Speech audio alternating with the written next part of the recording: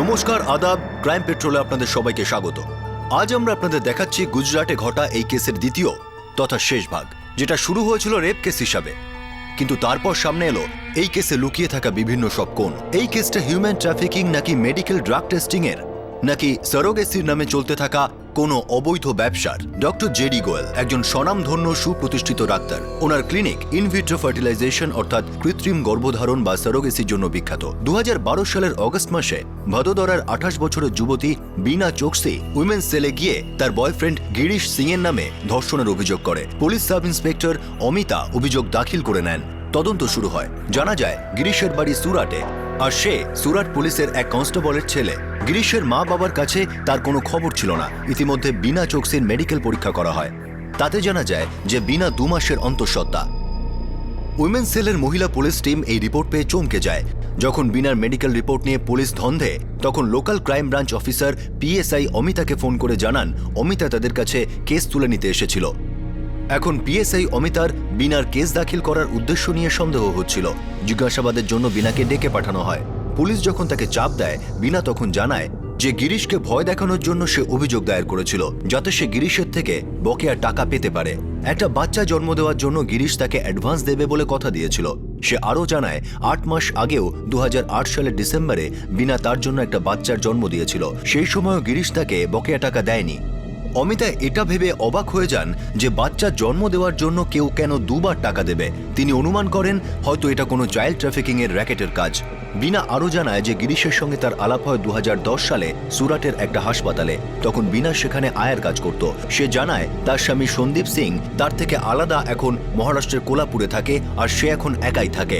সে জানায় সুরাট হাসপাতালের ডাক্তার কৈলাস মেহতা তার সঙ্গে গিরিশের আলাপ করিয়েছিল। সে আরও বলে গিরিশের স্ত্রী তখন কোনো সন্তানের জন্ম দিতে পারেনি। ডক্টর কৈলাস মেহতা তাকে রাজি করান গিরিশের বাচ্চাকে জন্ম দেওয়ার জন্য, যার পরিবর্তে সে টাকা পাবে, কিন্তু তেমনটা হয়নি।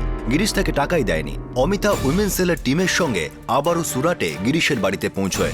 সেখানে তারা আরও একটা আশ্চর্যজনক খবর পান যে 2009 সালে গিরিশ তার স্ত্রীর থেকে আলাদা হয়ে গিয়েছিল, তাই বাচ্চা নেওয়ার মতো কোনো কারণ তার কাছে ছিল না।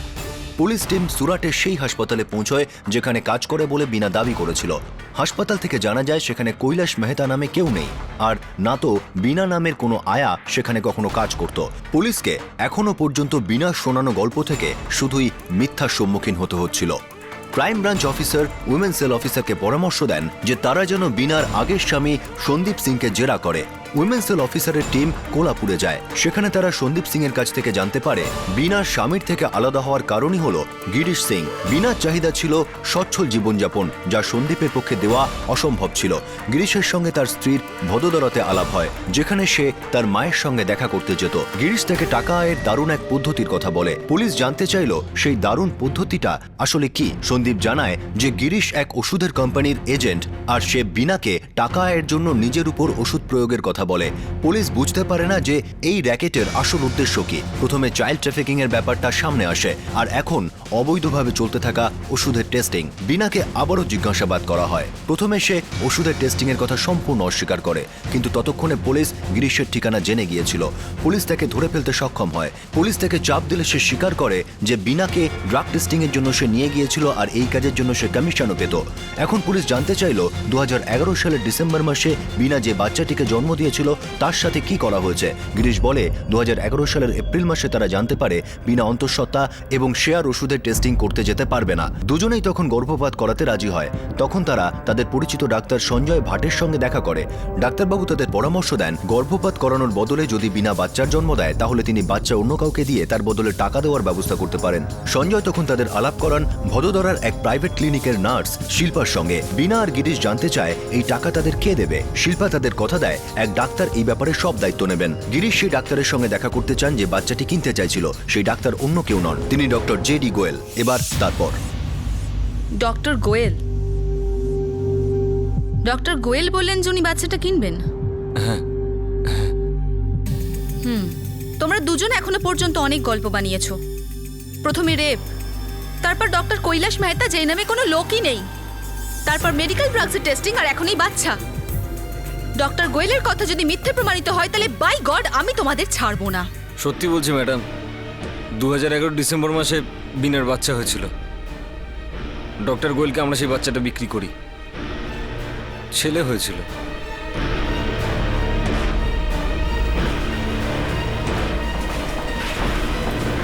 Doctor JD Goel? হ্যাঁ sir, doctor JD Goyal.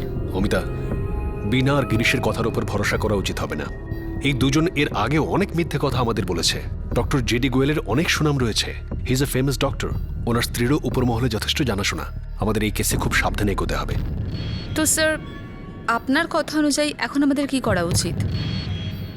Well, সবার আগে সঞ্জয় ভাটকে জিজ্ঞাসাবাদ করো। ওর স্টেটমেন্ট নাও, আরও প্রমাণ জোগাড় করো। তারপরেই আমরা এই কেসে এগোতে পারবো। ডাইরেক্ট ডক্টর জেডি গোয়েলের ওপর আঙুল তুললে সেটা এই কেসের পক্ষে ভালো হবে না। Right sir.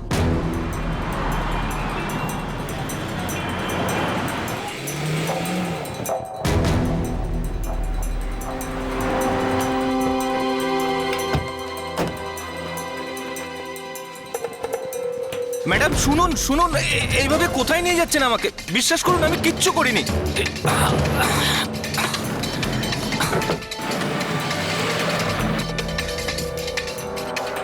দেখুন ম্যাডাম, গিরিশ মিথ্যে কথা বলছে। যখন উল্টো ঝুলিয়ে রাখবো না তখন কথা এমনিই বেরোবে।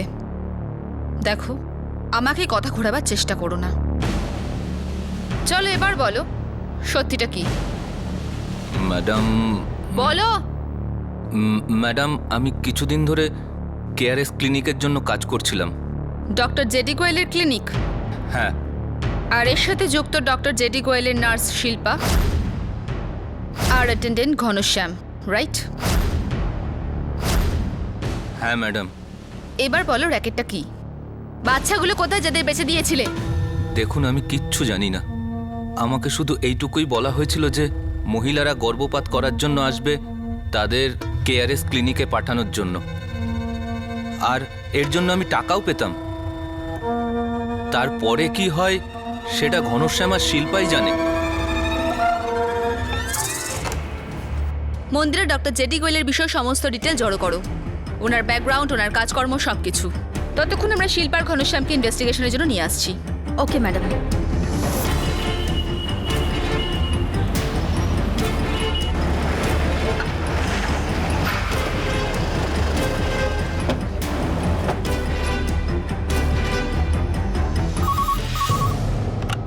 Hello, KRS Clinic.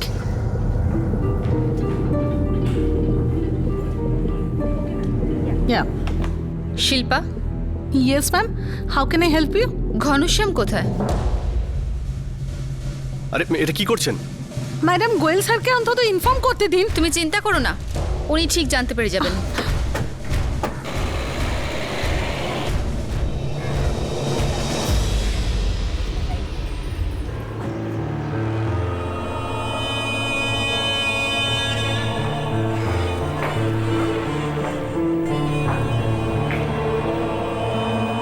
কি হয়েছে? ঘনশ্যাম আর শিল্পাকে পুলিশ তুলে নিয়ে গেছে। কিন্তু কেন? জানি না। ঠিক আছে, আমি কমিশনারকে ফোন করছি।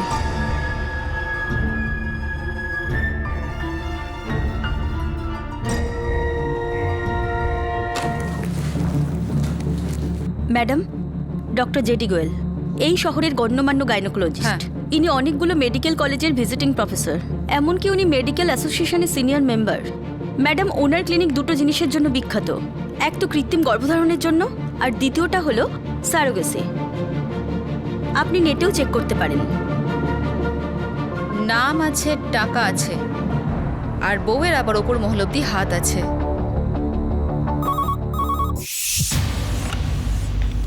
PSI Amita, women cell. Doctor গোয়েলের লোক ঘনশ্যাম আর শিল্পা কি তোমার কাস্টাডিতে আছে? বড় লোকদের খবর আগুনের মতন ছড়িয়ে পড়ে স্যার। ওদেরকে জেরা করো, যত তাড়াতাড়ি সম্ভব সত্যটা বার করো। একটা না একটা প্রমাণ আমাদের হাতে চাই। ওরা এই কেসটা বন্ধ করার জন্য সব রকম চেষ্টা করবে।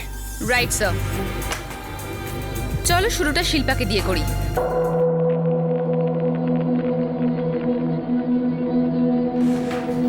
সোজা কাজের কথায় আসা যাক।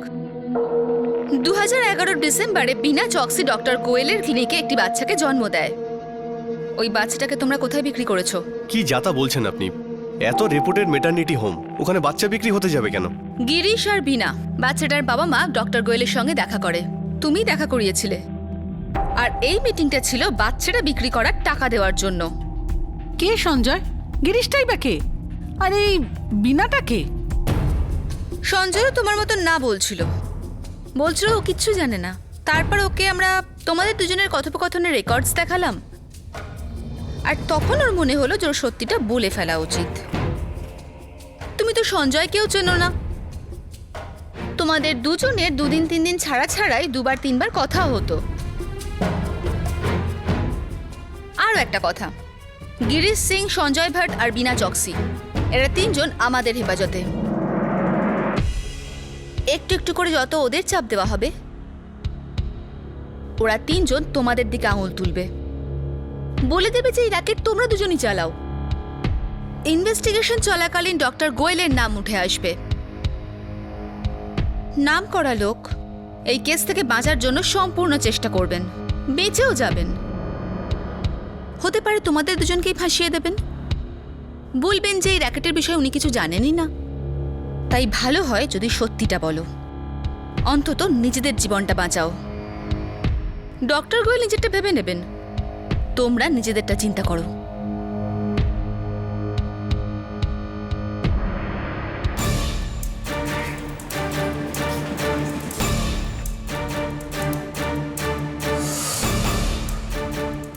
এই সকলের ছত্রছায়া র্যাকেটটা চলছে স্যার। এই বিষয়টায় তুমি নিশ্চিত? ডেফিনেটলি। বিনা চকসি 2011 ডিসেম্বরে একটি বাচ্চাকে জন্ম দিয়েছিল। ওই সময় আরও একজন মহিলার ডেলিভারি হয়। ডক্টর গোয়েল এই দুটো বাচ্চাকেই বেঁচে দেয়। এটা ঘনশ্যামা শিল্পা বলেছে? হ্যাঁ স্যার। বিনার ডেলিভারি 2011 ডিসেম্বরে হয়েছিল।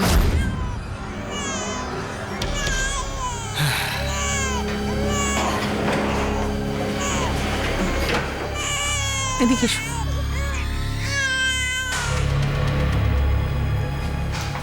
কেউ যেন এ কথা ঘুণাক্ষরেও না জানে। কেউ জানতে পারবে না ম্যাডাম, ঠিক আছে? টাকা পেয়েছো? হ্যাঁ, দেখো সামনে। আমার ভাগেরটা? আরে দিয়ে দেবো, পালিয়ে যাচ্ছি নাকি? কিন্তু একটা কথা, ব্যবসাটা কিন্তু জব্বর, পকেটের কামাই। আচ্ছা শোনো, শিল্পাকে বলো যে দুটো বাচ্চাটি যেন ভালো করে খেয়াল রাখে। ওরা দুজন পরশু অবধি আমাদের কাছে থাকবে। আচ্ছা স্যার। 2 দিন বাদে দুটো বাচ্চাই চলে যায়। কোথায় ডক্টর গোয়েল বাচ্চাদের কোথায় বিক্রি করেছে? ম্যাডাম সেটা আমরা জানি না, আমাদের কাজ বাচ্চাটা জন্মানোর থেকে ডেলিভারি করা অবধি, এছাড়া আমরা কিচ্ছু বলতে পারবো না। হসপিটালে এই বাচ্চাদের কোনো রেকর্ডস আছে?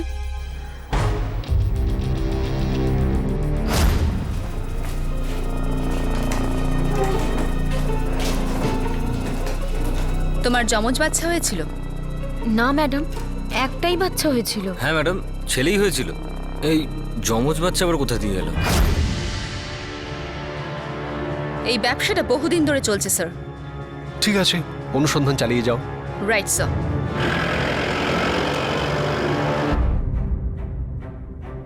তাহলে ডক্টর গোয়েলের ক্লিনিকে রেড করার জন্য আর ওকে জিজ্ঞাসাবাদ করার জন্য আপনার অর্ডার চাই। হ্যাঁ স্যার, তদন্ত যাতে এগোতে পারে সেজন্য চাই। স্যার, আমার মনে হচ্ছে এটা চাইল্ড ট্রাফিকিং এর কেস হতে পারে, আর তার সাথে মেডিকেল ড্রাগ টেস্টিং এর কেসও। সম্পূর্ণভাবে ইনভেস্টিগেশন করার পরেই আমরা এই সিদ্ধান্তে পৌঁছেছি sir. Alright, I will give you the orders.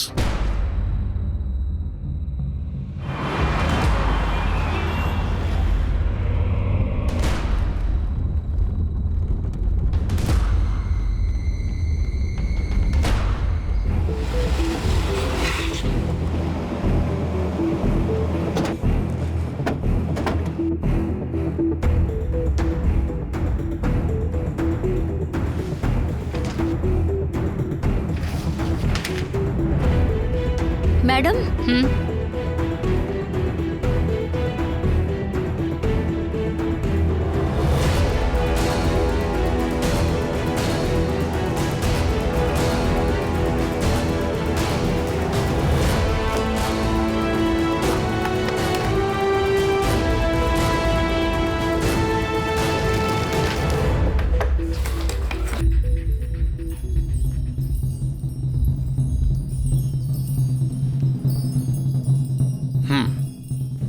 Don't worry mister Goel, আমি কোর্টে অ্যাপিল করব। দেখুন, আপনি একটু তাড়াতাড়ি করবেন। ওদের কাছে ওর অ্যারেস্ট ওয়ারেন্ট আছে। আমি কাল সকালেই বেলের জন্য আবেদন দাখিল করে দিচ্ছি। অ্যান্টিসিপেটরি বেল পেয়ে যাবেন, আপনি নিশ্চিন্তে থাকুন। ঠিক আছে। হ্যাঁ হ্যাঁ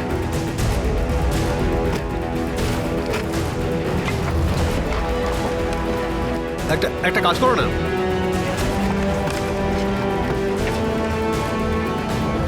আমি আমার টিমকে নিয়ে ডক্টর গোয়েলের বাড়িতে যাচ্ছি। Okay sir. চলো।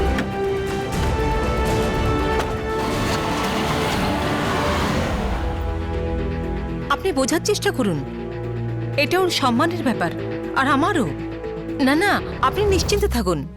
আমাদেরকে বদনাম করার জন্য কেউ চেষ্টা করছে, ওর এর পিছনে কোনো হাত নেই। নিশ্চয়ই এমন কোনো লোক আছে যে আমাদের বদনাম করতে চাইছে। আর স্যার, আমি এ ব্যাপারে একেবারে নিশ্চিত, বিরোধী পক্ষ কাউকে দিয়ে এই ষড়যন্ত্র করাচ্ছে। Sir please.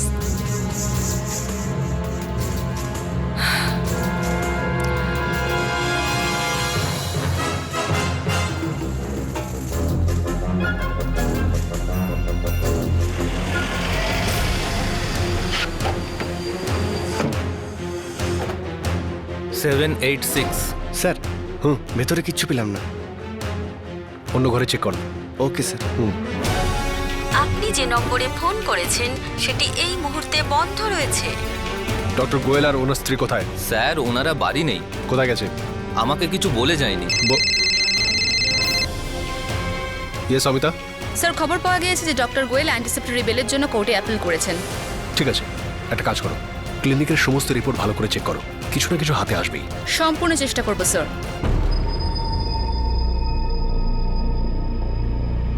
স্যার, এই সমস্ত পুলিশ ইনভেস্টিগেশন আমার ক্লায়েন্ট মিস্টার গোয়েলের এমপ্লয়িজের কথার ভিত্তির ওপর করা হয়েছে, যেটা আসলে একটা ষড়যন্ত্র। কিছু লোক বদনাম করতে চায় ডক্টর গোয়েলকে, শহরের নামকরা গাইনোকোলজিস্ট মিস্টার গোয়েল, আর পুলিশ ওনার উপর এই অভিযোগ করছেন যে ইনি বাচ্চা বিক্রির র্যাকেটের সঙ্গে জড়িত। এই অভিযোগ পুরোপুরি ভিত্তিহীন, কিছু কর্মচারীর বক্তব্য অনুযায়ী আর কিছু লোকের কথা অনুযায়ী, যাদের সমস্ত স্টেটমেন্ট একেবারে ভুল। এই রকম দুর্বল অভিযোগে এরকম সম্মানীয় ব্যক্তির ওপরে কেমন করে আঙুল তোলা যায় স্যার? আমার ক্লায়েন্ট ডক্টর গোয়েল নিজের অ্যান্টিসিপেটরি বেলের জন্যে আবেদন দাখিল করতে চান, কেননা ইনি এই ভয় পাচ্ছেন যে পুলিশ ওনাকে হেফাজতে নিয়ে ওনার বিরুদ্ধে কিছু মিথ্যা মোকদ্দমা সাজাতে পারে। আমি রিস্ট্রেনিং অর্ডার দিয়ে দিতে পারি, কিন্তু পুলিশের কথাও আমাকে শুনতে হবে। কাল আবার শুনানি হবে। স্যার, আমি বলছিলাম কি, যতক্ষণ না পুলিশের হাতে একটা পোক্ত প্রমাণ আসছে ততক্ষণ পর্যন্ত আপনি রেস্ট্রেনিং অর্ডারটা দিয়ে দিন। কালকের ডেট তো দিচ্ছি, কাল আবার শুনানি হবে। Yes sir.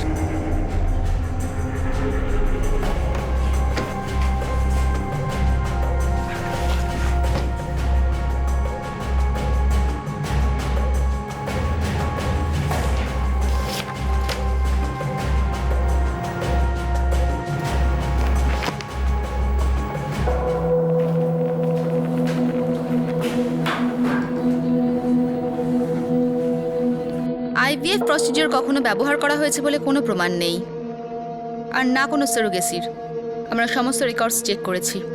এমনকি যে যে মহিলার নাম আমরা স্যারোগেট মাদার হিসেবে পেয়েছি সবকটাই ভুয়ো। এর মধ্যে কারোরই ঠিকানা আমরা সঠিক পাইনি। আমি তো কিছুই জানি না ম্যাডাম, এইসব ডাক্তারবাবুই ম্যানেজ করতেন। আসলে র্যাকেটটা কিসের? নিউজ পেপারে, ইন্টারনেটে সব জায়গায় কেআরএস ক্লিনিকের অ্যাড যায়, সব জায়গায় আইভিএফ এর কথা বলার থাকে, কিন্তু আজ অব্দি এক জায়গায় তো আইভিএফ এর প্রসিডিওর করা হয়নি। সারোগেসি করা হয়েছে এরকমও কোনো রেকর্ডস নেই। শুধু মেয়েদের নামের একটা লিস্ট আছে যেখানে সমস্ত নাম ভুয়ো। কি চলে কি এই ক্লিনিকে? ম্যাডাম, বাচ্চা বিক্রি করা হয় শুধু এটুকুই জানি। এই মহিলাদের মধ্যে কিছু নাম তো আসল, কিন্তু ম্যাডাম আমি এর বেশি জানি না। কিসের কিসের অপারেশন হয় ম্যাডাম, সেটা ডক্টর গোয়েলই আপনাকে বলতে পারবেন। ম্যাডাম, কাজের সূত্রেই আমার শিল্পার সাথে যোগাযোগ হয়। সেই থেকে যে মহিলারা অ্যাবর্শন করাতে আসতো তাদেরকে আমি ক্লিনিকে পাঠাতাম। কতজন মহিলাকে পাঠিয়েছো এখনো পর্যন্ত? ম্যাডাম, খুব বেশি না, অল্পই, কিন্তু তার কোনো রেকর্ড রাখিনি। ম্যাডাম, 2011 ডিসেম্বর মাসে একটা বাচ্চা হয়, তারপর আমরা আরেকটা বাচ্চার কথা ভাবি। আমরা ঠিক করি যে বাচ্চাটাকে জন্ম দিয়ে ডক্টর গোয়েলের কাছে বিক্রি করে দেবো। বিনার উপর নজর রেখো। ও প্রেগনেন্ট, তাই আমরা ওকে বেশিক্ষণ এখানে রাখতে পারবো না। কিন্তু কাউকে না কাউকে ওর ওপর নজর রাখতেই হবে। Yes madam. আমাদের অ্যান্টিসেপ্টরি বিলের প্রতিবাদ করা উচিত স্যার। একটা কথা তো নিশ্চিত, ডক্টর গোয়েলের ক্লিনিকে কোনো বড় কাজ কারবার চলছে। চাইল্ড ট্রাফিকিংই হচ্ছে। এখন এটা যেন না হয় যে এই কেসে এতটা এগোবার পর বিনার গিরিশের আরেকটা মিথ্যে সামনে আসে। স্যার, সঞ্জয় ভাট, ডক্টর গোয়েলের ক্লিনিকের নার্স শিল্পা আর অ্যাটেন্ডেন্ট ঘনশ্যাম, এই তিনজনের গল্প বিনা আর গিরিশের গল্পের সঙ্গে মিলে যাচ্ছে। স্যার, এতগুলো লোক একসঙ্গে মিলে একটা মিথ্যে গল্প বানাতে পারে না। You're right.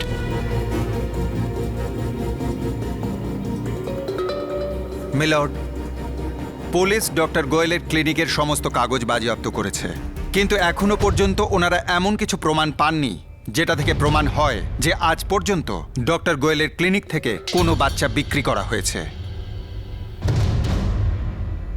মিলার্ড, হসপিটালের সমস্ত রেকর্ড দেখলে পরিষ্কার একটা ব্যাপার সামনে আসে যে ওখানে কোনো না কোনো র্যাকেট চলছে। ওখানে যা রেকর্ড রয়েছে তা সন্দেহজনক। আমাদের কাছে এমন 4 জন আছে যারা এই কেসের ব্যাপারে একই গল্প বলছে। তাই আপনার কাছে অনুরোধ করছি যে ডক্টর গোয়েলকে পুলিশ হেফাজতে নিয়ে জিজ্ঞাসাবাদের জন্য অনুমতি দিন। মিলর্ড, প্রমাণ ছাড়া কাস্টাডির প্রশ্ন আসে কি করে? মিলর্ড, তদন্তের স্বার্থে ডক্টর গোয়েলকে পুলিশ হেফাজতে নিয়ে জিজ্ঞাসাবাদ করাটা প্রয়োজন। স্যার, পুলিশ লিখিত প্রশ্ন পাঠাতে পারে যার উত্তর আমার ক্লায়েন্ট দিয়ে দেবে। তার জন্য তাকে অ্যারেস্ট করার দরকার পড়ে না। ঠিক আছে, আমি অ্যান্টিসিপেটরি বেল মঞ্জুর করছি, কিন্তু হ্যাঁ, ডক্টর গোয়েলকে জিজ্ঞাসাবাদের জন্য নিজেকে উপস্থিত থাকতে হবে।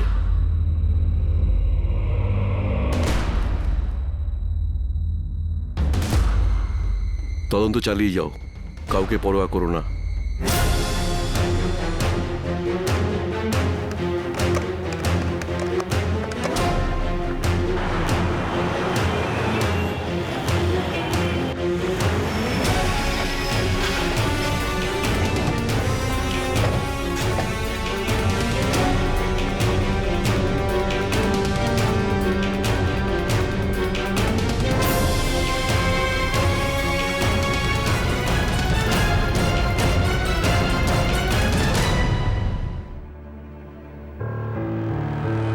আমার বিরুদ্ধে যা অভিযোগ করা হচ্ছে তা পুরোপুরি মিথ্যে, একদম বানানো। ডক্টর গোয়েল, আপনি আইভিএফ এর জন্য বিজ্ঞাপন করেন, কিন্তু আপনার একটা ফাইলেও আইভিএফ এর কোনো উল্লেখ নেই। আইভিএফ প্রসিডিওরের রেজাল্ট যদি পজিটিভ না হয় তাহলে ওটা ক্লিনিকের রেকর্ডে লেখা থাকে না। তো এটা কি কোনো অপরাধ? আপনার ক্লিনিকে যতগুলো সারোগেট মাদার্সের রেকর্ড রয়েছে তাদের মধ্যে একটারও অ্যাড্রেস ভ্যালিড নয় ডক্টর গোয়েল। এই মহিলারা যারা স্যারোগেট মাদার হয় তারা খুব গরিব হয়ে থাকে, তারা প্রায় নিজেদের ঠিকানা বদলায়। এখন আমি কি এই সমস্ত মহিলাদের ট্র্যাক রাখবো? বিনা আর গিরিশের বক্তব্য যে ওনাদের বাচ্চা আপনার ক্লিনিকে জন্মেছিল। ঠিক আছে, হয়ে থাকলে ক্লিনিকের রেকর্ডে থাকবে। মেটারনিটি হোম চালাই আমি। আপনার রেকর্ডগুলিতে এর কোনো উল্লেখ নেই। তার মানে আমার ক্লিনিকে কোনো ডেলিভারিই হয়নি। শিল্পা, আপনার ক্লিনিকের নার্স আর ঘনশ্যাম আপনার ক্লিনিকের অ্যাটেন্ডেন্ট, এদের দুজনের বক্তব্য যে বিনা আর গিরিশের বাচ্চা আপনার ক্লিনিকেই জন্মেছিল। সেই সময় আরেকজন মহিলার বাচ্চাও জন্মেছিল, আর ওই দুটো বাচ্চাকে আপনার ক্লিনিক থেকে কিছুদিন পর অন্য কোথাও পাঠিয়ে দেওয়া হয়। আপনি ওনাদের জিজ্ঞেস করুন কার বাচ্চা ছিল, কবে ডেলিভারি হয়েছে, রেকর্ড কোথায় আছে। রেকর্ডসে এরকম কোনো এন্ট্রি নেই। ব্যাস, তার মানে ডেলিভারি আমার এখানে হয়নি। এরা সব মিথ্যে বলছে। ডক্টর গোয়েল, বাচ্চাগুলো কোথায়? কি, কাকে বেঁচেছেন আপনি? দেখুন, আমি আপনাদেরকে আগেও বলেছি যে আমি এখানকার একজন সম্মানীয় প্রতিষ্ঠিত ডক্টর। এই ধরনের বেআইনি কাজে আমি কোনোভাবে জড়িত নই। আছে আপনাদের কাছে কোনো প্রমাণ আছে? নেই, তাই তো? ব্যাস বেশ, তাহলে আমাকে মাফ করুন আর আমাকে যেতে দিন। আর হ্যাঁ, এইভাবে আমার সম্মানহানির জন্য আপনার বিরুদ্ধে আমি মামলা করব, বুঝেছেন?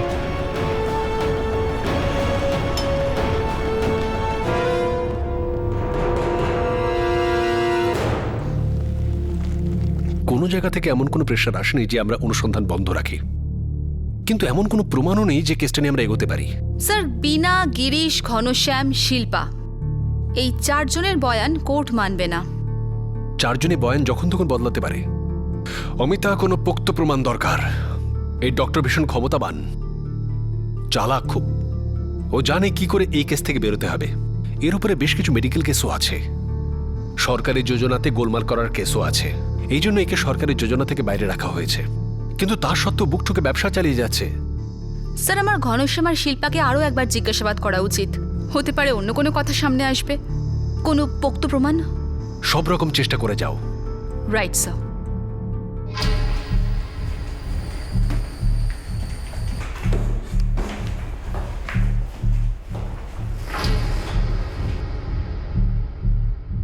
তোমরা দুজন বলেছো ডক্টর গোয়েলের ক্লিনিকে বিনা একটি বাচ্চা জন্ম দেয়। ওই সময়ই আরেকজন মহিলার ডেলিভারি হয়। তাহলে 2 দিন পরে ডক্টর গোয়েল বাচ্চা দুটোকে কোথায় বিক্রি করেছে? ম্যাডাম জানি না। এই র্যাকেটটা অনেকদিন ধরে চলছে, তাই না? ডক্টর গোয়েল বাচ্চা বিক্রি করার জন্য কোত্থেকে লোক পেতেন? এই টাকা পয়সার লেনদেন কোথায় হতো, কিভাবে হতো? অফিসের ভেতরে না অফিসের বাইরে? ম্যাডাম সত্যি জানি না, হয়তো লেনদেন ক্যাশেই হয়ে থাকবে, কিন্তু বাচ্চা কেনার জন্য লোক কোথা থেকে আসতো এটা বলতে পারবো না ম্যাডাম। ম্যাডাম, ডাক্তারবাবু নিজেই ওই বাচ্চাদের বার্থ সার্টিফিকেট বানিয়ে দিতেন। আমি একবার জানতে পেরেছিলাম যে উনি ওই বাচ্চাদের বার্থ সার্টিফিকেট এমন করে বানাতেন যেন বোঝাই না যায় যে ওগুলো বিক্রি করা হয়েছে, আর আইনের দিক থেকে কোনো ঝামেলা না হয় তেমন ব্যবস্থাও করতেন উনি। ওই বাচ্চাদের বার্থ সার্টিফিকেট বানিয়ে দিতেন। আমি একবার জানতে পেরেছিলাম যে উনি ওই বাচ্চাদের বার্থ সার্টিফিকেট এমন করে বানাতেন যেন বোঝাই না যায় যে ওগুলো বিক্রি করা হয়েছে, আর আইনের দিক থেকে কোনো ঝামেলা না হয় তেমন ব্যবস্থাও করতেন উনি।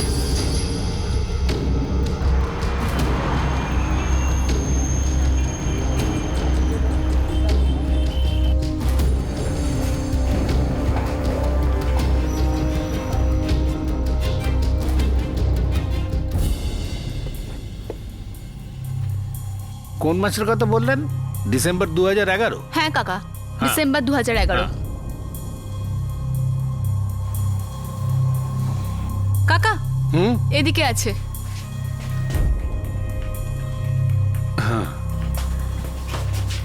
একটু সরুন।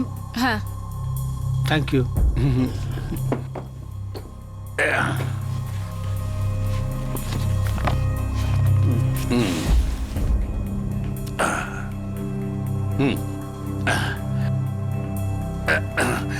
ম্যাডাম, দিন তারিখ বলে দিলে খুঁজতে সুবিধা হতো। সেটা আমরা দেখে নিচ্ছি, আপনি চিন্তা করবেন না।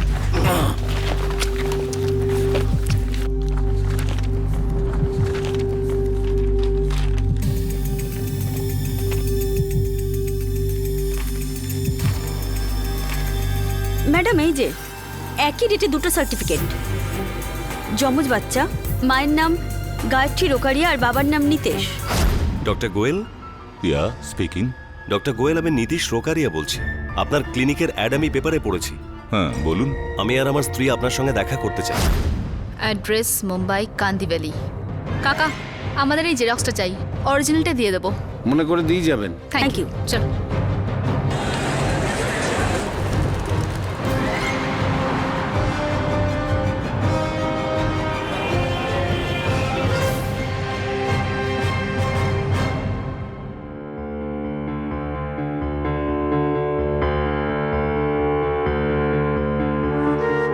এই শোন। হ্যাঁ দিদি, দুজনেই ঘুমোচ্ছে, 1 ঘন্টা পরে দুধ খাওয়ার জন্য তুলে দিবি। ঠিক আছে।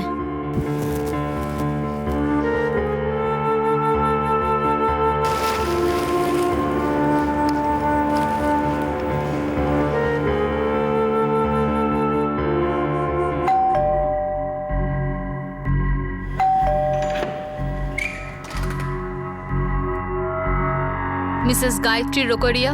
হ্যাঁ বলুন। বরোদা পুলিশ। আমাদের আপনার আর আপনার স্বামীর সঙ্গে কিছু কথা আছে। কিন্তু ও তো অফিসে গেছে। তাহলে আপনি তাকে বাড়িতে ডেকে নিন, বা আমরা অফিস যাচ্ছি।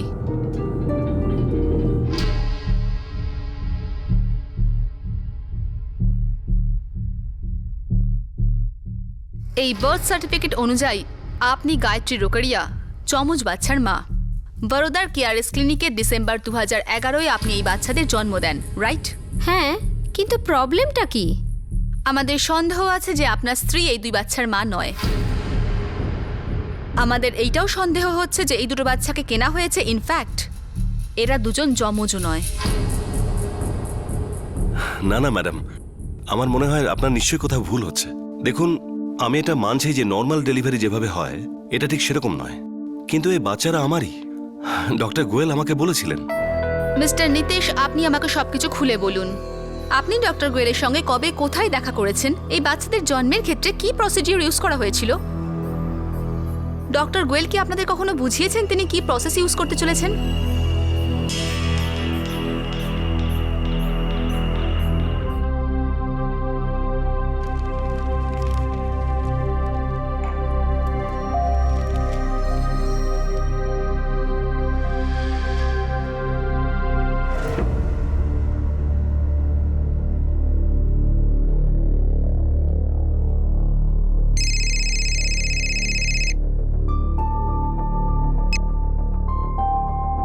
ডক্টর গোয়েল, ইয়া স্পিকিং। আমরা আপনার সাথে দেখা করতে চাই। আমি আর আমার স্ত্রী দেখা করার জন্য ওনার ক্লিনিকে চাই। ডাক্তারবাবু, 9 বছরের ওপর হয়ে গেছে আমাদের বিয়ে হয়েছে, আমাদের কোনো সন্তান নেই। তাতে এত চিন্তার কি আছে? এটা 21 শতাব্দী, মেডিকেল সায়েন্স অনেক এগিয়ে গেছে। আপনারা একদম সঠিক জায়গায় এসেছেন, একদম সঠিক সিদ্ধান্ত নিয়েছেন আপনারা এখানে আসার।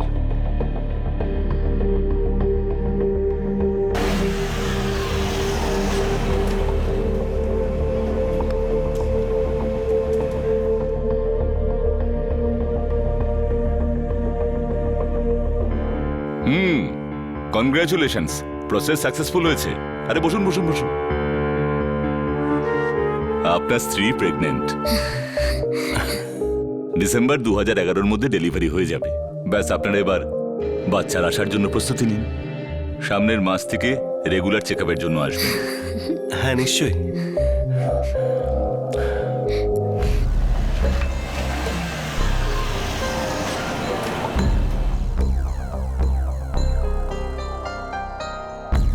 আস্তে, সাবধানে।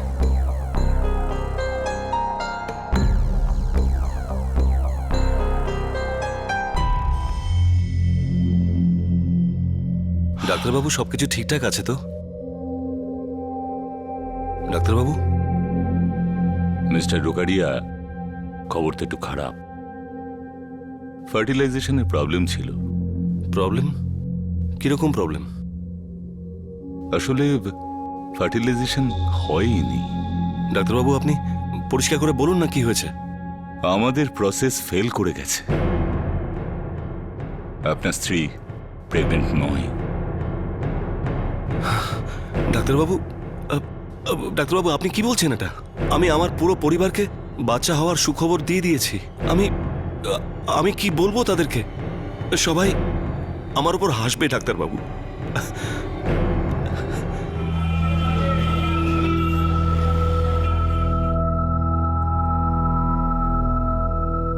কি হয়েছে?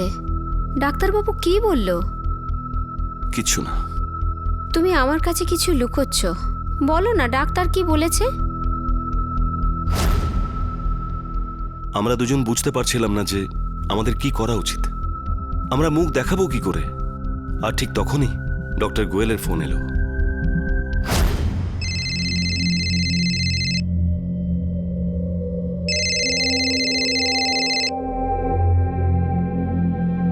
Yes doctor Goel. Mister Nitesh, আমি আপনাদের নিয়ে ভাবলাম আর আমার খুবই খারাপ লাগছিল।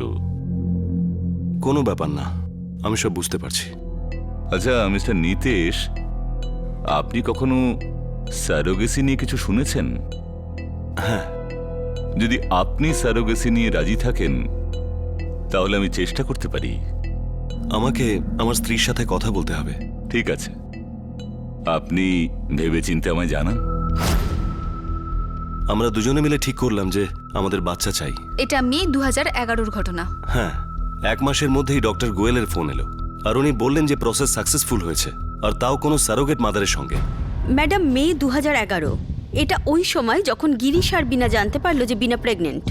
তখন ওরা সঞ্জয় ভাটের কাছে গেল আর সেখান থেকে জেডি গোয়েল। কিন্তু ব্যাপারটা কি? আমাদের কি কোনো ভুল হয়েছে? মিস্টার নিতেশ, স্যারোগেসি চলাকালীন ডক্টর গোয়েল কখনো আপনাদের জানিয়েছেন যে আপনাদের যমজ বাচ্চা হতে পারে? হ্যাঁ, মানে অগাস্ট 2011-তে।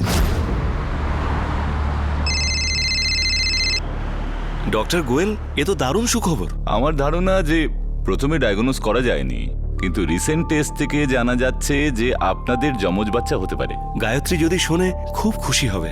হ্যাঁ, কিন্তু মিস্টার নিতেশ, একটা কথা আমি আপনাদের বলে দিচ্ছি, এটার জন্য আপনাদের অ্যাডিশনাল খরচ হবে। টাকার কথা একদম ভাববেন না, যত খরচা হবে আমি করব। কত পেমেন্ট করেছেন?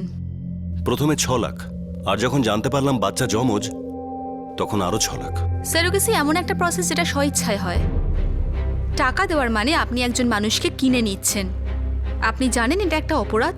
ম্যাডাম, আমাদের বাচ্চা দরকার ছিল, আর ডক্টর গোয়েল আমাদের জন্য ভগবানের মতো ছিলেন। আমাদের ক্ষমতা ছিল টাকা খরচ করার জন্য, কিন্তু এটা হতে পারে যিনি সারোগেসি করেছেন তার প্রয়োজন ছিল। আপনি জানেন সেই টাকাটা সেই মহিলা অবধি পৌঁছেছে কিনা? সেটা আমি কি করে জানবো ম্যাডাম? যেমন আপনারা এটা জানতেন না যে আপনাদের এক না যমজ বাচ্চা হতে চলেছে, তেমনি আপনারা এইটাও জানতেন না যে এই দুটো বাচ্চা সেরোগেসির দ্বারা জন্মায়নি। ডক্টর গোয়েল এই দুটো বাচ্চাকে কিনেছে এবং আপনাকে বিক্রি করেছে। আমি সত্যি এ ব্যাপারে কিচ্ছু জানি না ম্যাডাম।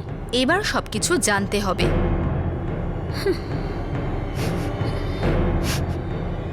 ডক্টর গোয়েল এই দুটো বাচ্চাকে কিনেছে এবং আপনাকে বিক্রি করেছে। আমি সত্যি এ ব্যাপারে কিচ্ছু জানি না ম্যাডাম। এবার সবকিছু জানতে হবে।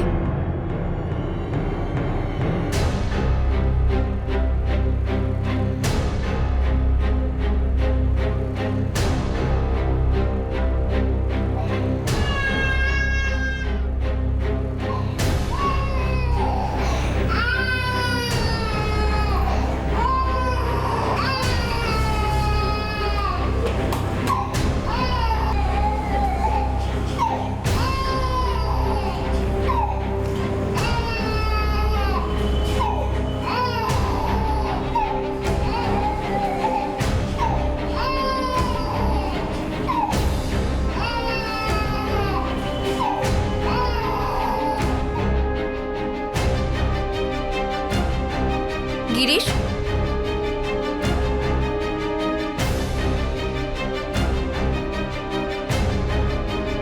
আসুন।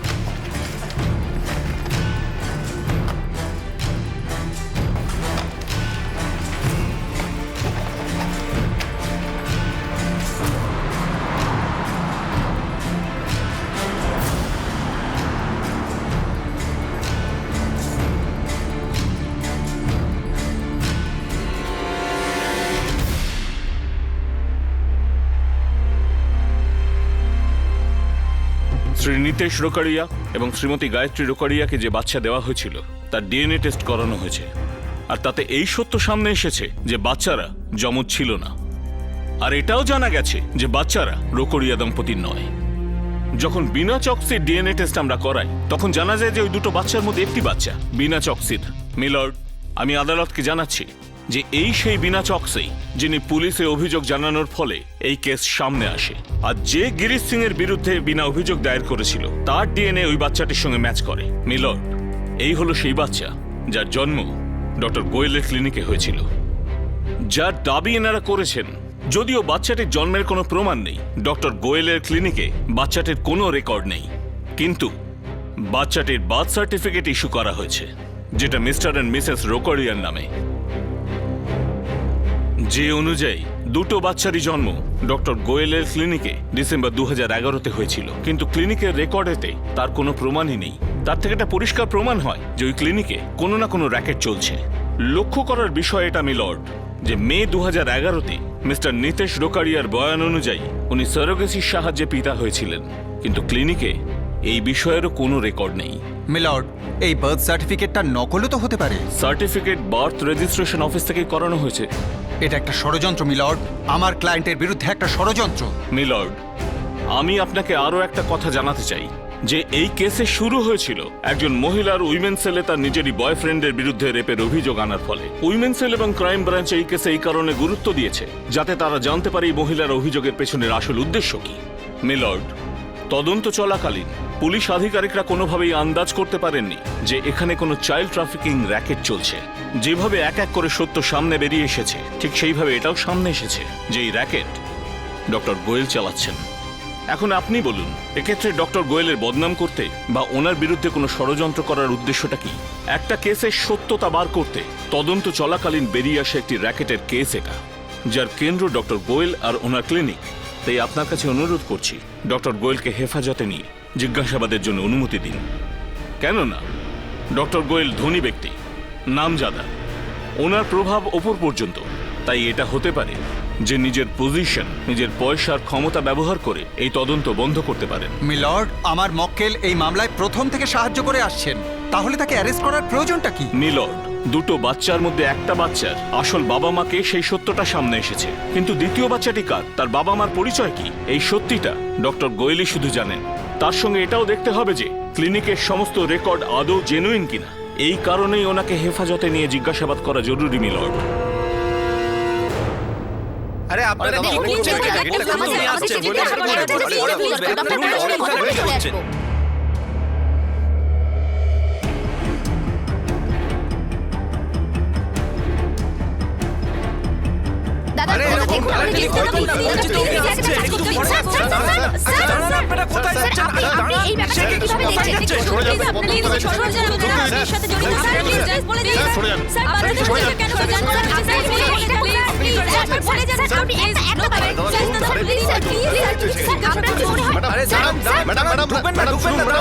ম্যাডাম একটা কথা আছে ম্যাডাম। ম্যাডাম কি হচ্ছে? ম্যাডাম কিছু বলুন।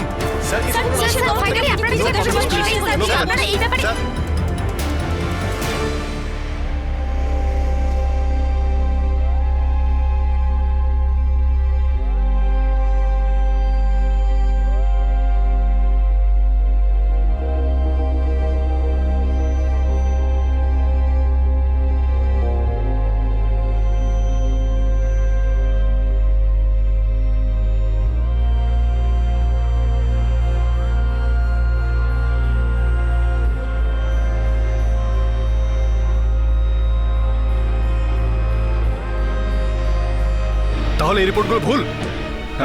একদমই এটা দেখুন, আপনি নিজের অপরাধ স্বীকার করে নিন। এই সমস্ত রিপোর্ট আপনার বিরুদ্ধে আছে। আমার বিরুদ্ধে ভালো করে দেখুন সমস্ত রিপোর্টগুলো। আমার কথাটা আপনি শুনুন অফিসার, শুনুন। আমি এই ধরনের আপনার বিরুদ্ধে এত প্রমাণ রয়েছে যে আপনি সহজে ছাড় পাবেন না। কোর্ট আপনাকে ছেড়ে দেবে না, সেটা মাথায় রাখুন। ভালো জানতো সত্যিটা স্বীকার করুন। ডক্টর গোয়েলকে জিজ্ঞাসাবাদ করে পুলিশ দ্বিতীয় বাচ্চাটির মায়ের সন্ধান পায়। রিপোর্ট থেকে আরও জানা যায় যে ডক্টর গোয়েল নিতেশ আর গায়ত্রীকে যে দুটি বাচ্চা দিয়েছিল তাদের মধ্যে একজন বিনার সন্তান, আর দ্বিতীয় বাচ্চাটিও সে ছিল না যাকে প্রথমে দেওয়া হয়েছিল। তার বদলে তৃতীয় কোনো বাচ্চাকে দেওয়া হয়, কারণ প্রথমে দেওয়া দ্বিতীয় বাচ্চাটির কিছু সমস্যা ছিল। পুলিশ এখন এটা জানতে ব্যস্ত যে এই র্যাকেটের শিকড় কত দূর পর্যন্ত এবং কত গভীরে গিয়ে পৌঁছেছে। পুলিশ সেই সব মহিলার খোঁজ করছে যারা ডক্টর গোয়েলের সঙ্গে এই র্যাকেটে কাজ করত।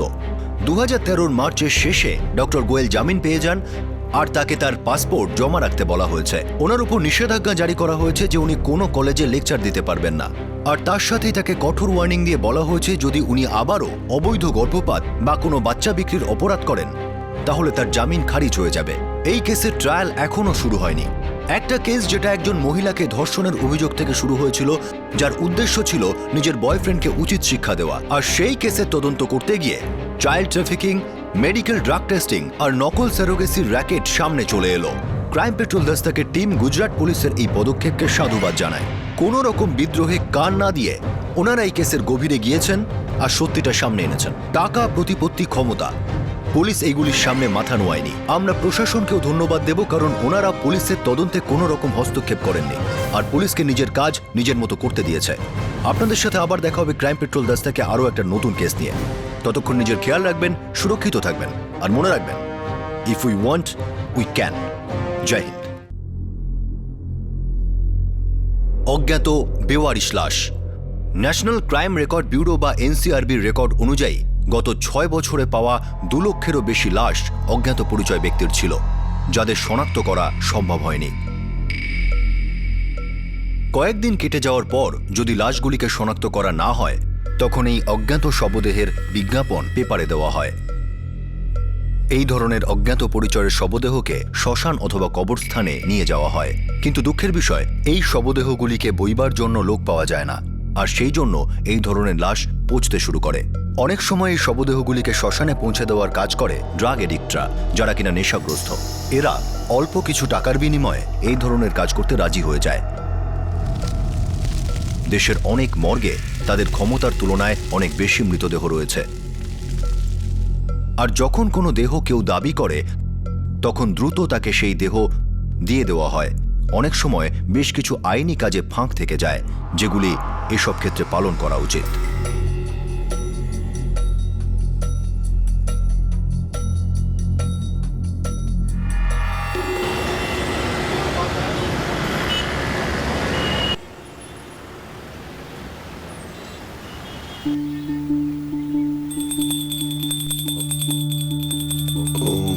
गणेशाय नमः। ओम शुक्राय नमः।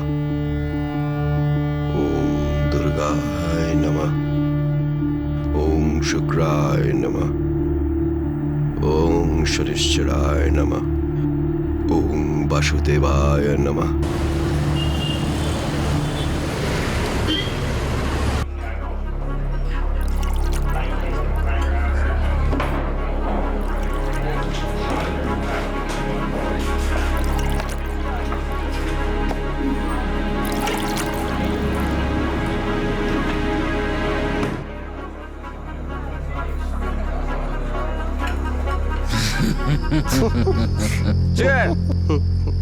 অনেক খেয়ে নিয়েছি ভাই, কালকে আর খাবো না। না না, কাল আর খাবো না। আর কটা বাজে রে? আমি এখান থেকে বাস ধরে নিচ্ছি, ঠিক আছে? আমি এখান থেকে বাস ধরে নেবো। আরে সকালে তো যাচ্ছে ভাই, 5টা বাজে, 5টা। হ্যাঁ, তো বাস তো চলেই আসবে এক্ষুনি। আমি এখানে দাঁড়াচ্ছি, চলে যা। ও তো বসে পড়লো, আমরা চললাম। হ্যাঁ ঠিক আছে, হ্যাঁ আমরা তো হেঁটেই পৌঁছে যাবো। চল চল আসলাম। কালকে সকালে কখন যেতে হবে? সকাল 10টার মধ্যে।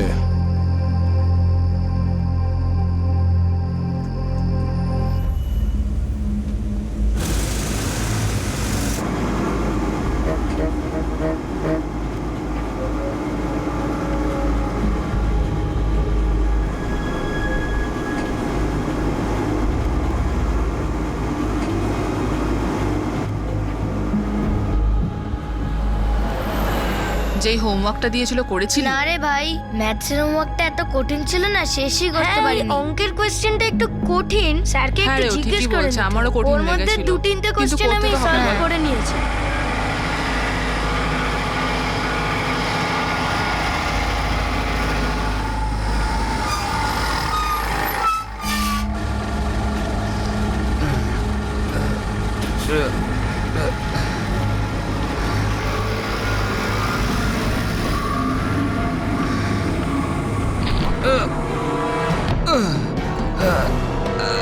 আরে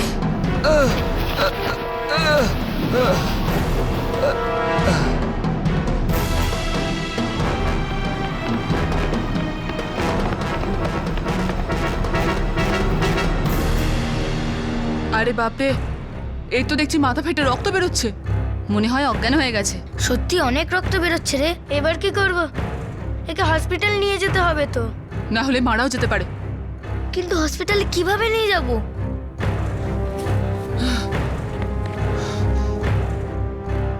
আরে কোনো গাড়িও আসছে না। হ্যাঁ হ্যাঁ, একটা লোকও তো নেই। কি করি বলতো?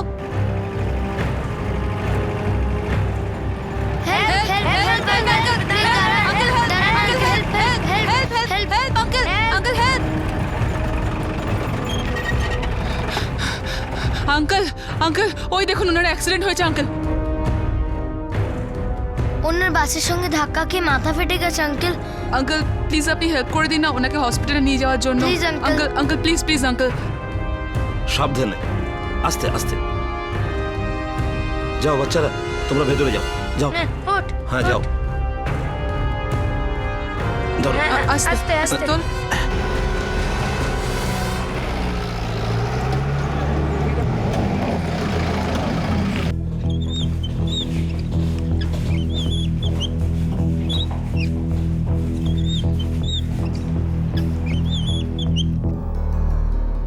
যখন আমরা স্কুলে যাচ্ছিলাম তখন আমরা দেখলাম যে বাস থেকে উনি নামলেন, ওই বাসটাই ওনাকে ধাক্কা মারলো, তারপর উনি নিচে পড়ে গেলেন। উনি তাল খাচ্ছিলেন, মনে হলো যেন উনি নেশা করে আছেন। আমরা এই আঙ্কেলের গাড়ি দাঁড় করাই, তারপর ওনাকে এখানে নিয়ে আসি। বাবু তোমরা খুব ভালো কাজ করেছো। এখন আমরা এনা দেখাশোনা করব আর পুলিশকে খবর দিয়ে দেবো। তোমরা এখন স্কুলে ফিরে যাও। ঠিক আছে। শোনো বাচ্চারা, চলো আমি তোমাদের স্কুলে পৌঁছে দিচ্ছি। ইয়ে চল।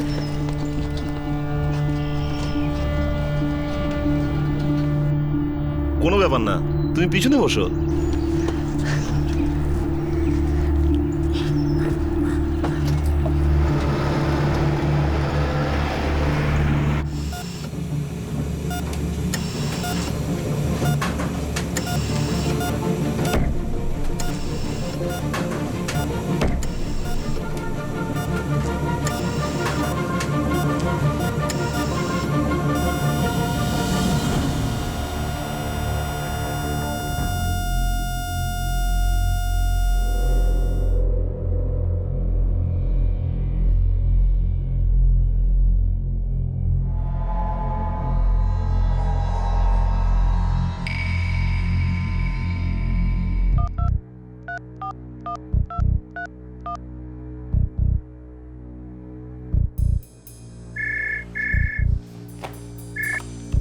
গোবিন্দ রাজপুত, বাজার থানা, যোধপুর।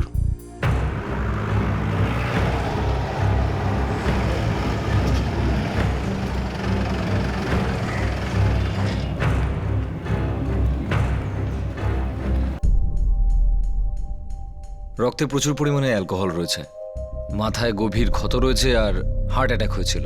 এমন কোনো জিনিস যেটা থেকে বোঝা যায় ইনিকে, মানে কোনো আইডেন্টিফিকেশন? না, কিছু পাওয়া যায়নি, না কোনো পার্স না মোবাইল। কিন্তু হ্যাঁ, 10 টাকার কয়েকটা নোট পাওয়া গেছে। স্কুলে 3টে বাচ্চা দেখেছিল, যে বাস থেকে নামে সেই বাসেই এ ধাক্কা খায়। ওই বাচ্চাগুলো একে অজ্ঞান অবস্থায় এখানে নিয়ে আসে। যখন আনা হয়েছিল তখনও প্রাণ ছিল, কিন্তু আমরা একে বাঁচাতে পারিনি।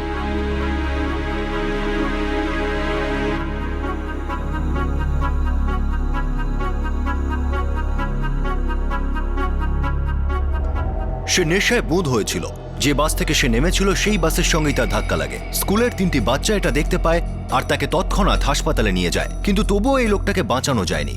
তার কাছে এমন কোনো জিনিস পাওয়া যায়নি যা থেকে তাকে শনাক্ত করা যায়। পেপারে বিজ্ঞাপন দেওয়া হয় যদি কোনো পরিচিত ব্যক্তি বা আত্মীয় স্বজন কেউ থেকে থাকেন তিনি যেন দেহটা শনাক্ত করেন। আর তারপর মৃত্যুর প্রায় 10 দিন পরে গিয়ে এই লাশটি একটি পরিচয় পায়।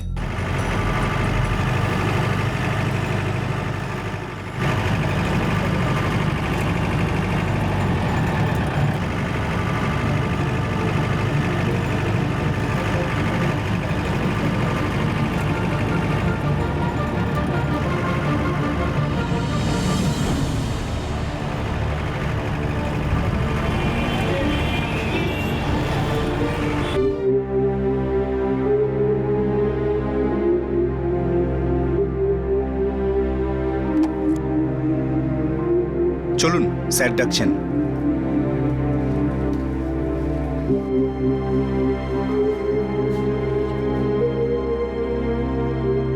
এ বাড়মেরে থাকে স্যার। আমার খুড়তুতো ভাই গোপাল সিং, ও স্ত্রী বাড়িতেই আছে, কিন্তু আমরা এখনো পর্যন্ত ওকে কিচ্ছু জানাইনি। আমরা বিশ্বাসই করতে পারছি না যে ও চলে গেছে। যোধপুরে কোনো দরকারে এসেছিল? ওর কাজটা চলে গেছিল স্যার। 4 সপ্তাহ আগে ও আমাকে বলেছিল ও কাজ খুঁজতে যোধপুর যাচ্ছে, কিন্তু কে জানে কোথা থেকে ওর মদের নেশা হলো। ইদানিং ও খুব মদ খাওয়া শুরু করে, অনেক টাকা নষ্ট করে ফেলেছিল। শিক্ষিত ছিল স্যার, MBA করেছিল, কিন্তু ওর মাথায় নিজের বিজনেস করার ভূত চেপে গেছিল স্যার। আপনারা? গোপাল আমাদেরও খুঁড়তো ভাই। অনিল এই খবরটা নিউজ পেপারে দেখে। এখন বুঝতে পারছি না ওর বউকে এই খবরটা কি করে দেব। মাত্র 1 বছর আগেই তো বিয়ে হয়েছিল ওদের। আমরা এখনো ওই খবরটা ওর মাকে বলার সাহস করতে পারিনি। উনি একা মানুষ, গোপালের বাবা তো আগেই মারা গিয়েছেন। গ্রামেও আমরা কাউকে কিছু বলিনি, ভাবলাম কি আগে কনফার্ম তো করিনি। খবরটা সত্যি না মিথ্যে? আমার তো এখনো বিশ্বাস হচ্ছে না যে ওই গোপাল।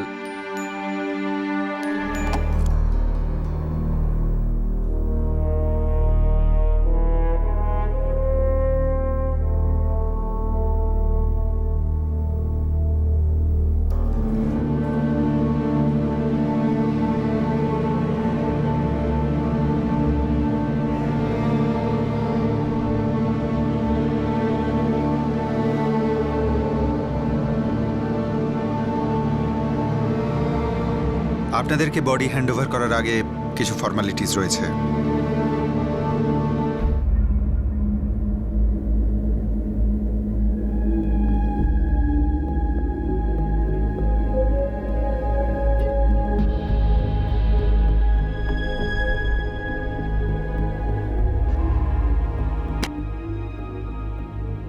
ঠিক আছে, আপনারা বডি নিয়ে যেতে পারেন।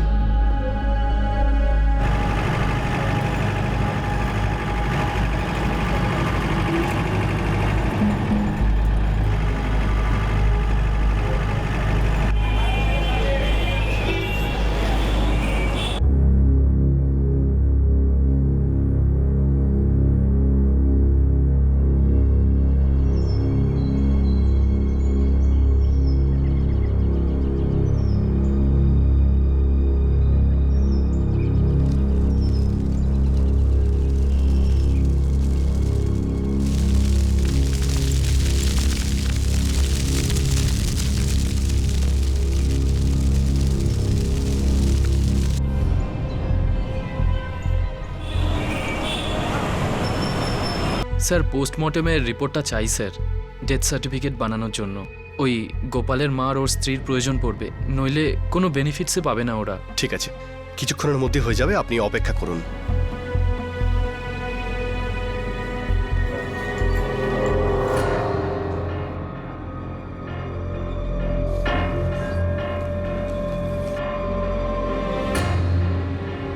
Thank you sir.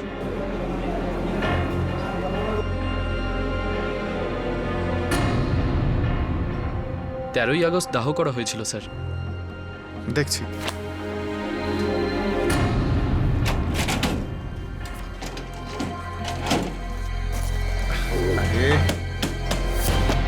আধ ঘন্টা লাগবে, আপনি বাইরে বসুন, আমি দেখছি।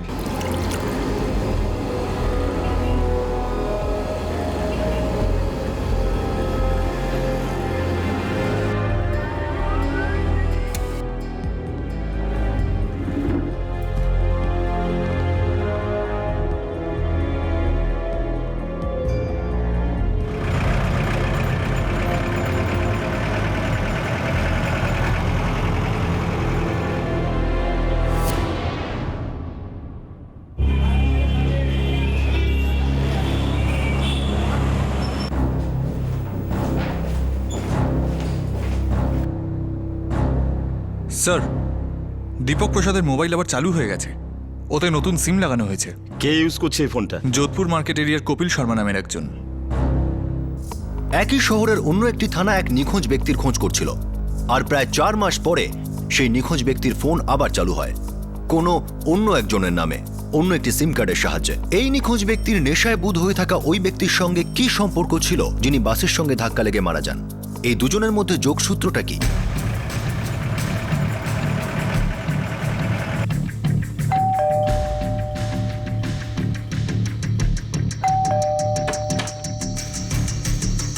কপিল শর্মা? উনি আমার হাজবেন্ড। কেন? উনি কোথায়? বাড়িতেই আছেন। ব্যাপারটা কি? 4445768898। না স্যার, এটা তো আমার নাম্বার নয়। আপনার নামই নেওয়া হয়েছে এই নাম্বার। আচ্ছা, এটা ওই নাম্বারটা না তো যেটা 3 দিন আগে অমিতকে তুমি দিয়েছিলে? আমার মোবাইলটা নিয়ে আসো, আমি চেক করছি।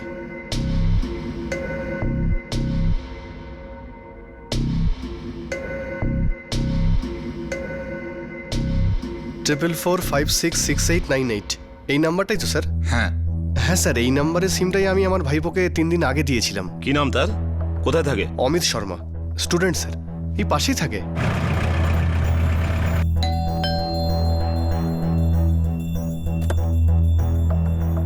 আরে কপিল, এসো এসো।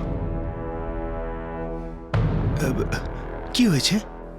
অমিত বাড়ি আছে? হ্যাঁ, কিন্তু ব্যাপারটা কি? অমিত, অমিত একবার এদিকে আয় তো। আসছি বাবা।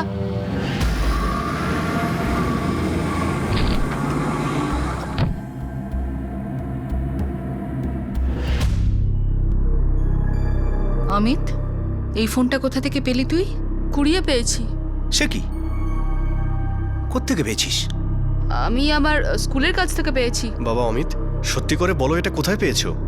বাবা সত্যি করে বলো, কোথায় পেয়েছো এই ফোনটা? সত্যি আমি আমার স্কুলের কাছে পেয়েছি। এটা কি রাস্তায় পড়েছিল? হ্যাঁ স্যার। বাবা অমিত, এটা যার ফোন তাকে আমরা 5 মাস ধরে খুঁজছি। তুমি কি জানো ওই লোকটা এখন কোথায় আছে? অমিত, তুই যদি সত্যি কথা না বলিস ব্যাপারটা খুব খারাপ হবে। কখন থেকে জিজ্ঞাসা করছি, একই কথা বলে যাচ্ছিস। তোকে এই সিম কার্ডটা কপিলে দেয়াই উচিত হয়নি। আপনি বাচ্চাকে বকাবকি করবেন না ওইভাবে। অমিত বাবা, তুমি তো জানো পুলিশকে সবসময় সত্যি কথা বলতে হয়, তাই না? বলো বাবা। স্যার, আমি একটা জিপের ভেতর থেকে পেয়েছি। জিপের মধ্যে থেকে? হ্যাঁ স্যার, এই 4-5 মাস আগের কথা। জুলাইতে আমি আর আমার বন্ধুরা স্কুলে যাচ্ছিলাম, তখনই আমরা একটা অ্যাক্সিডেন্ট দেখি। একটা লোক খুব খারাপভাবে আহত হয়েছিল।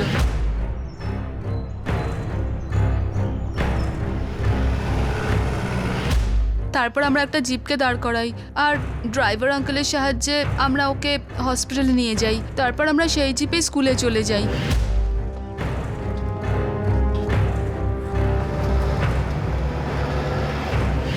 যখন আমি জিপের পেছনে বসেছিলাম তখনই আমি এই মোবাইলটা ওখানে কুড়িয়ে পেয়েছিলাম। আরে সামনেই তো বেশি মজা, বল ভাই। ঠিক বলেছিস বিবেক, যদি চালাতে পারতাম না তাহলে আরো মজা হতো। যাতে আর একটা অ্যাক্সিডেন্ট হয়ে যায়। হ্যাঁ, পিছনে বসার কি মজা তোরা দুজন বুঝতে পারবি না।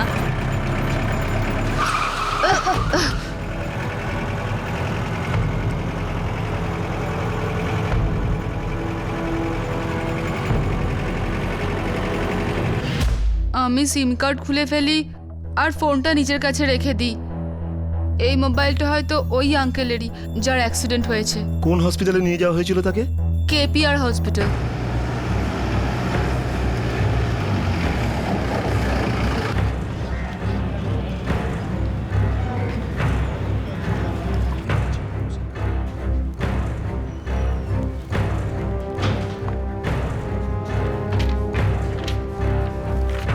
এই দেখো, ওই লোকটা মারা যায়, আমরা ওর পোস্টমর্টেমও করি, কিন্তু ওর কাছ থেকে আমরা পরিচয়পত্রের মতো কিছুই পাইনি। তারপর আমরা বাজার থানা পুলিশ স্টেশনে ফোন করি, কিন্তু পরে জানতে পারলাম যে ওই বডিটা কেউ ক্লেম করে নিয়েছিল।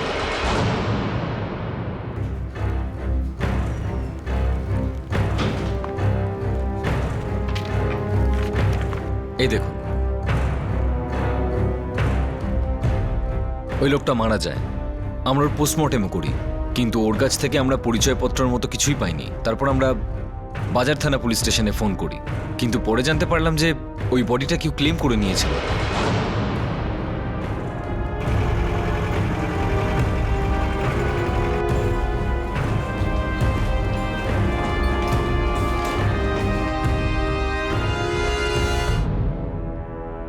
এটা কি সেই লোকটার ছবি? স্যার, আমি রেকর্ডস দেখছি। এরই তো ছবি ছাপিয়েছিলাম কাগজে। জানি না কিভাবে সেটা আমাদের নজরে এড়িয়ে গেল। ইয়েস স্যার, একই লোক, ওই।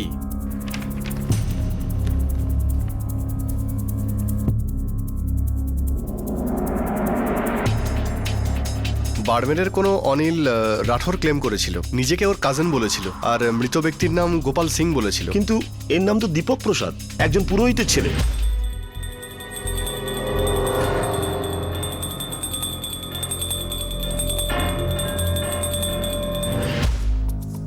শিবেন্দু প্রসাদ খুব ভালো লোক, দীপক তারই বড় ছেলে, মাঝে মাঝে তার সাথে পুজো করতেও যেত। ও তো আমার বাড়িতেও 2-1 এসেছিল। তার মানে কোনো ভুল লোক বডিটা ক্লেম করেছে। এই দীপক 29 জুলাই হারিয়ে যায়, আর ওর বাবা 1 আগস্ট মিসিং ডায়েরি করেন।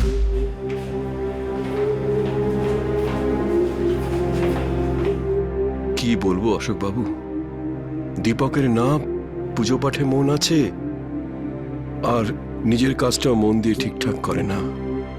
তার উপরে নেশা করার অভ্যেস। আপনি চিন্তা করবেন না ঠাকুর মশাই, ব্যাপারটা আমরা দেখছি। স্যার 2 দিন হয়ে গেছে দাদাকে পাওয়া যাচ্ছে না। ওই রকম কখনো করে না স্যার, এবার তো চিন্তা হচ্ছে। আচ্ছা, আপনারা কি আমাকে বলতে পারবেন ও কোথায় যায়, কার সাথে যায়?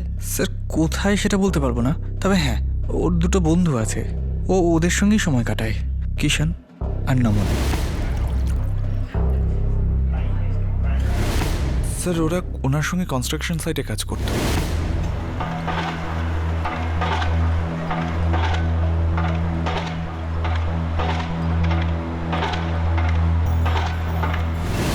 কিষান আর নমন, নিয়ে এসো ওদের। স্যার কিষান ও নমন আমাকে বলেছিল যেদিন ও নিখোঁজ হয় তার আগের রাতে ও তাদের সাথেই ছিল।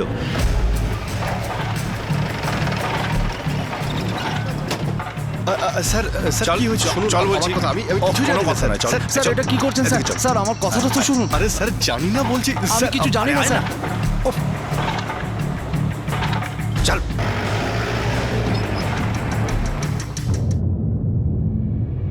সাহেব আমরা 3 জন যোধপুর থেকে একটু দূরে চলে গেছিলাম।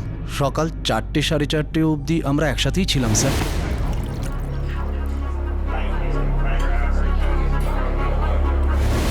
আর তারপরে যে যার বাড়ি চলে আসি। দীপক বলেছিল যে ও বাসে চলে যাবে। কটা বাজে রে? আমি এখান থেকে বাস ধরে নিয়েছি, ঠিক আছে? আর তারপর ওকে ছেড়ে দিয়ে আমরা চলে আসি।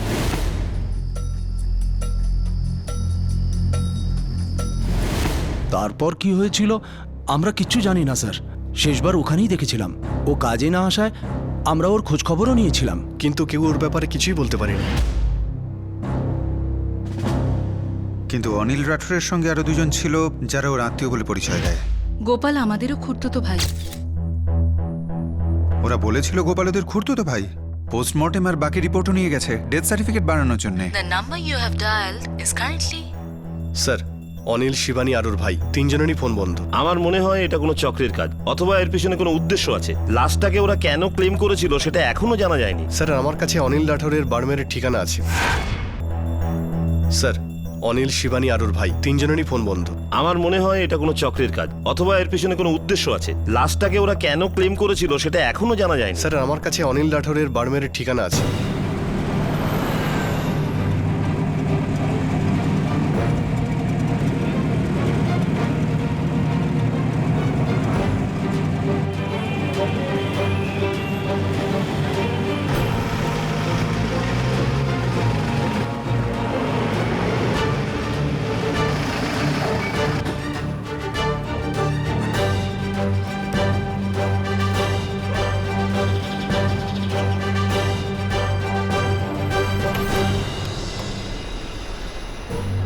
ফোন নাম্বার ভুল দিয়েছে, হয়তো এই ঠিকানাটাও ভুল।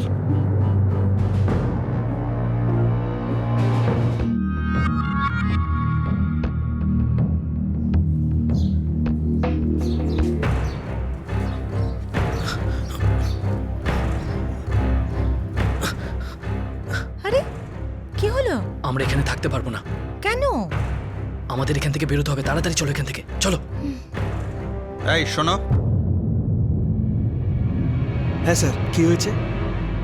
এটা অনিল রাঠোরের বাড়ি, তাই তো? না স্যার, এখানে তো কোনো অনিল রাঠোর থাকে না। পাক্কা এটা ওদের একটা চাল। 12/16 এটাই তো? হ্যাঁ স্যার, ঠিকানা তো এটাই। অনিল রাঠোর গোপাল সিং এর খুঁড়তো ভাই, ওই এর ঠিকানাটা দিয়েছিল। গোপাল সিং? হ্যাঁ গোপাল সিং। হ্যাঁ স্যার, এটা তো গোপাল সিং এরই বাড়ি। অনিল রাঠোর তো বলেছিল গোপাল সিং ওর খুঁড়তো ভাই, আর ভুল বডি ক্লেম করে। স্যার তা তো আমি জানি না, কিন্তু এখানে গোপাল সিং তার স্ত্রী কবিতার সাথে থাকে। স্যার অনিল রাঠোর গোপাল সিং এর ওয়াইফের নাম কবিতাই বলেছিল। মনে হয় এটা একটা চক্রান্ত, এর পিছনে কোনো না কোনো উদ্দেশ্য অবশ্যই আছে। স্যার হয়তো যে গোপাল সিং এখানে থাকে সেই অনিল রাঠোর সেজে গিয়ে লাশটাকে গোপাল সিং নামে শনাক্ত করে নিয়ে যায়, যাতে নিজেকে মৃত প্রমাণ করতে পারে। দরজা ভেঙে ভেতরে তল্লাশি নাও।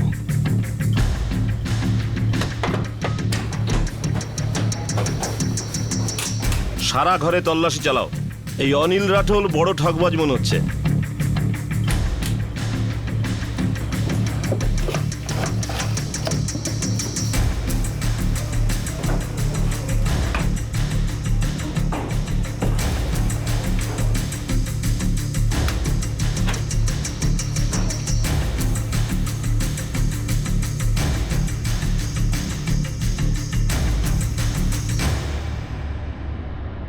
স্যার এটা গোপাল আর ওর স্ত্রী কবিতা।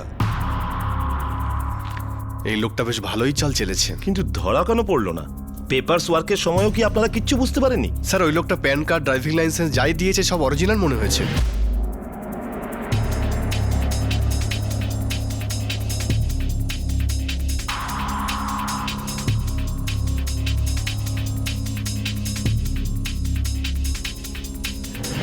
অদ্ভুত ব্যাপার, ওই লোকটা আমাদেরই দেয়া বিজ্ঞাপনের ছবিটা ব্যবহার করেছে, মাফ করেছে, আর হয়তো ওটা দিয়েই ডুপ্লিকেট প্যান কার্ড আর ড্রাইভিং লাইসেন্স করিয়েছে। লোকটা অত্যন্ত ধুরন্ধর। সে নিজেকে অনিল রাঠোর বলে পরিচয় দিয়ে গোপাল সিং এর ম্যারেজ সার্টিফিকেট পেশ করে, যেটা তার কাছে ছিলই, কারণ সে তো নিজেই গোপাল সিং। সেই জন্য এই সমস্ত কাগজগুলো নকল বলে মনেই হয়। এই লোকটা এত বড় একটা ষড়যন্ত্র করলো, এর পিছনে নিশ্চয়ই কোনো একটা ওর উদ্দেশ্য আছে। স্যার হয়তো আমি ওদের উদ্দেশ্যটা জানি। স্যার পোস্টমর্টেমের রিপোর্টটা চাই স্যার, ডেথ সার্টিফিকেট বানানোর জন্য। ওই গোপালের মা আর ওর স্ত্রীর প্রয়োজন পড়বে, নইলে কোনো বেনিফিটসে পাবে না ওরা। বেনিফিটস, সুবিধা, ইন্স্যুরেন্স, নিজেকে মৃত প্রমাণিত করে অ্যাক্সিডেন্টাল ডেথ দেখিয়ে ইন্স্যুরেন্স কোম্পানির থেকে টাকা আদায় করা। তাহলে তো নিশ্চয়ই কোনো ইন্স্যুরেন্স কোম্পানিতে ক্লেম করেছে।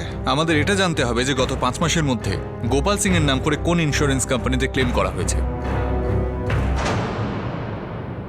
কি ধরনের খেলা চলছিল? কি ষড়যন্ত্রই বা করা হচ্ছিল? একটা অজ্ঞাত পরিচয় বেওয়ারিশ লাশ নাম পেল, পরিচয় পেল, ডেথ সার্টিফিকেটও পেল, কিন্তু সবকিছু ভুয়ো আর জাল। মৃত ব্যক্তির মোবাইল ফোন একটি বাচ্চা পায় আর সে সেটা ব্যবহার করতে শুরু করে, আর তার থেকেই পুলিশের সামনে চলে আসে বিশাল একটা জোচ্চুরির ঘটনা। মৃত ব্যক্তি আসলে সে ছিল না যার দাবি করা হয়েছিল, বরং সে 5 মাস ধরে নিখোঁজ অন্য কেউ ছিল। অনিল রাঠোরি কি আসলে গোপাল সিং?